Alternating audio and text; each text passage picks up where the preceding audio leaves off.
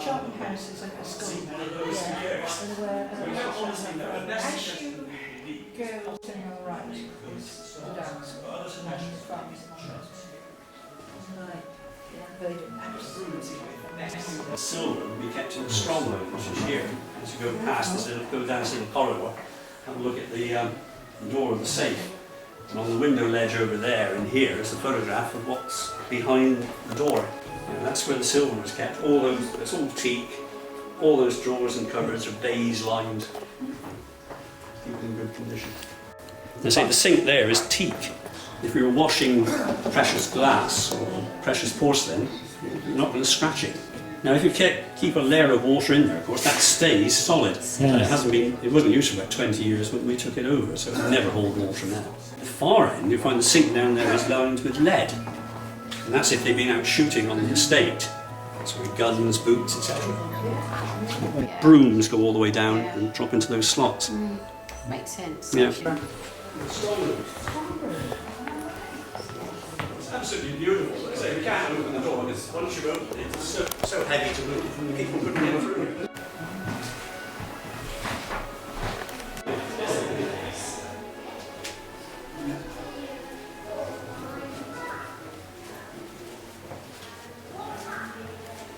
Yeah, they were shipping.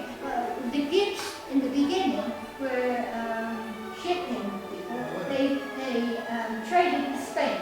That was William's family who bought Tyntesfield, and he was in Cadiz, and that was where William was born, in Cadiz, in Spain.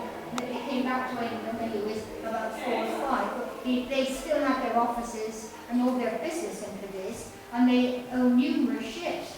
And when the SS Great Britain came back to England, Richard, who was the last Gibbs to live here, he was on the committee that helped bring the ship back from the Falklands, and he was on board on, I don't know, it was like a wreck, as it came up in.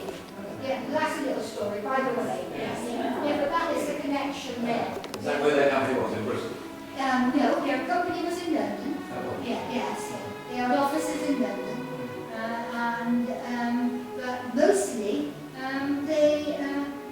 I think that William left it to his sons, after a while, and then he came back to live in Tyntesfield. Of course, they had London property, didn't they? And they had this. This actually, initially, would have been a country retreat, and didn't live here all the time.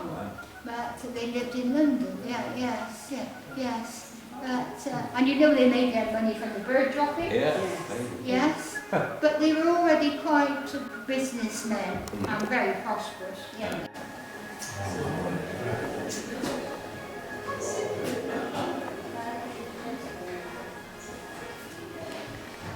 Buildings. West facing, so obviously gets the afternoon sun, so a very nice place to sit. It was originally used for Matilda Blanche, the first Mrs. Gibbs. It's part of the original house, and she painted 3 watercolour and ivory miniatures. They're now very delicate, so we only have one out at a time, and they're only exposed for short periods. This is Matilda Blanche with Alicia, George, Abraham and William. They really are quite beautiful. They were also contemporaries of Brunel. There's some early ideas of suspension bridge. They're not the way we see it today. And they were big investors in the Great Western Railway. They also owned the SS Great Britain when it ran around the Falklands, and they pulled back on the committee that raised the money to bring it back. The lovely pear and boxwood frieze you see all around the room is attributed to Anthony, the 2nd generation. We know he was a very good craftsman.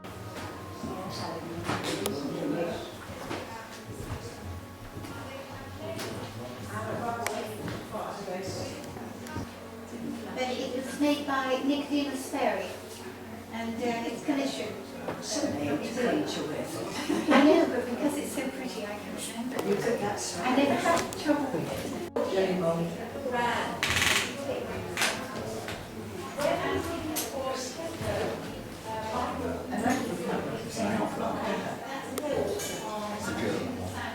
Heavy doors. This little bit here, it still works. You push that, pull it back, open it, pop that back in, put the door handles on, and ta-da! All right. fabulous, isn't it? Ingenious. And the bit here, this is another little bit, all done again with all hand carved. That's what I find amazing.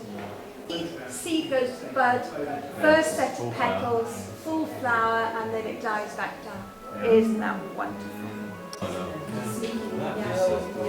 Well, we think we're posh with our sort of bifolding doors, but they've got doors that disappear into walls. They've got a population of big walls. Fabulous, isn't it? The carving is stunning. G at the bottom, the Gibbs. They brought out some of the original and ancient carpets, or Victorian and Edwardian carpets, which are from the house, are part of the collection, and are now just in storage in the cellars. They've brought them back up again. They've got space now to unroll them and give them a deep clean and check them for insects or whatever. So the conservationists and the archive people are now working on these carpets while they've got the space and the opportunity, while they wait for this chappy mechanism. And then everything will then get rolled back up again and it goes back into storage.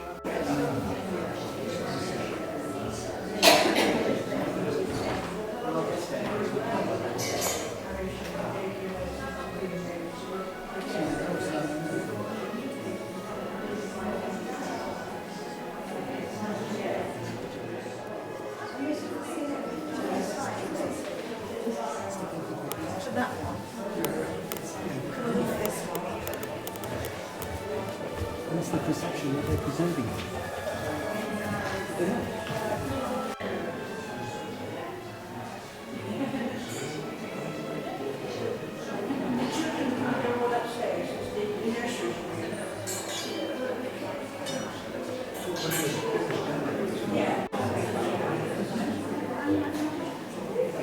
Keep going straight down, and where the gardens are, they've got a little coffee shop there now. That's only a couple of months.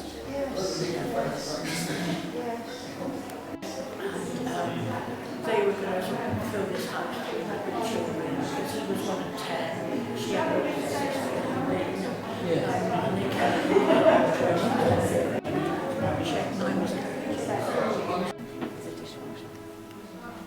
Get a dishwasher straight away because it stops infection through the children. Try to later my husband will have a dishwasher. On this side here, and they find it fascinating why they would have one on either side. I was asked whether I wanted a dishwasher or a freezer, and I said dishwasher. Absolutely 16.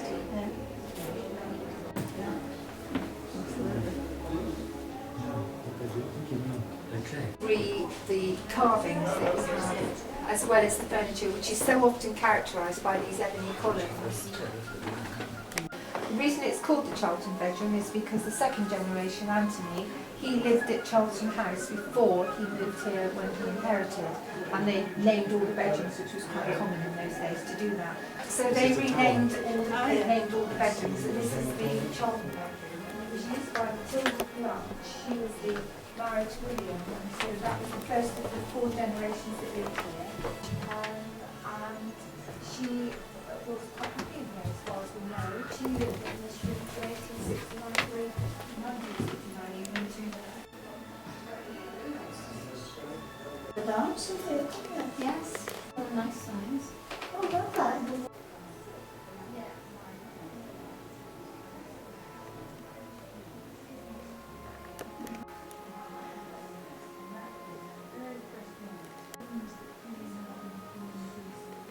Together to enhance and to embellishing the presentation. And you just had a sense of what they had in this too. When we went upstairs into Lord Wraxall's bedroom, the door was half open and his